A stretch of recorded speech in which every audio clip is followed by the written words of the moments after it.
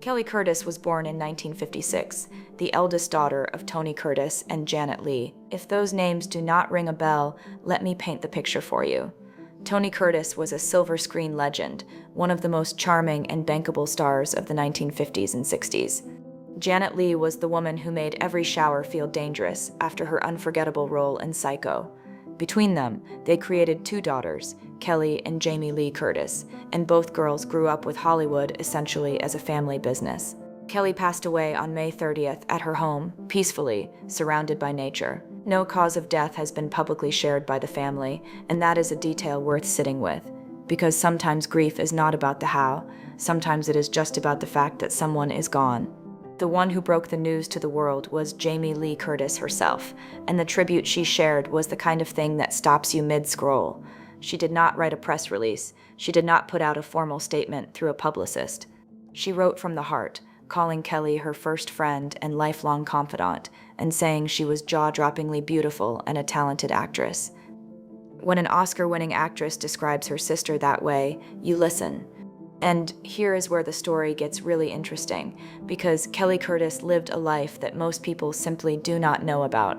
She stepped into acting on her own terms, landing a recurring role on the television series The Sentinel as Carolyn Plummer, and appearing in films including Magic Sticks and The Sect. She was building something for herself, not riding on her parents' names, not leaning on Jamie's star power. Her own thing, her own path. If you are new here, hit that subscribe button and give this video a like. There is a lot more where this came from, and you do not want to miss it. Behind the camera, Kelly worked as a production assistant on some of Jamie's films, including Freaky Friday and You Again. Think about that for a moment. A woman with her bloodline, with her connections, choosing to show up on set, not as the lead, not as the name on the poster, but as someone who helped make the work happen.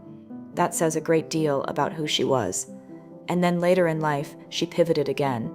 Her most recent work included directing two documentaries, one from 2018 about an Australian high school track team, and another from 2019 about an outdoor curling tournament in Idaho. Not glamorous by Hollywood standards, but deeply human.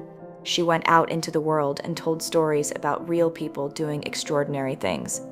Jamie's tribute painted a portrait of a woman who was full of life in the most specific, vivid way. She collected turtles, loved thrifting, was devoted to travel, played a fierce game of hearts, and was apparently deeply committed to Pokemon Go. She had fierce opinions. She had endless curiosity. She had a signature Christmas cookie that earned her the family nickname Auntie Cookie. These are not the details of a footnote. These are the details of a full life. Jamie closed her tribute with a Hungarian blessing that Kelly apparently used to sign off all her messages. Isten veled, which means God is with you. And then Jamie added her own farewell. Isten veled, to my sister of the sun and the moon. I'll see you on down the line. Kelly is survived by her husband Scott Morphy and her sister Jamie Lee Curtis. What strikes you most about this story is how quietly remarkable Kelly's life was. She was born into one of the most famous families in Hollywood history. She watched her younger sister become a global icon, and through all of it, she stayed true to a version of success that was entirely her own. She directed documentaries about curling tournaments in Idaho. She worked behind the scenes on her sister's films. She collected turtles and played Pokemon Go. She was, by every account, exactly herself. That is not a small thing. In a world that would have been very happy to define her entirely by who her parents were or who her sister is, Kelly Curtis spent 69 years being unmistakably Kelly, and that, more than any role or credit, is the legacy worth remembering.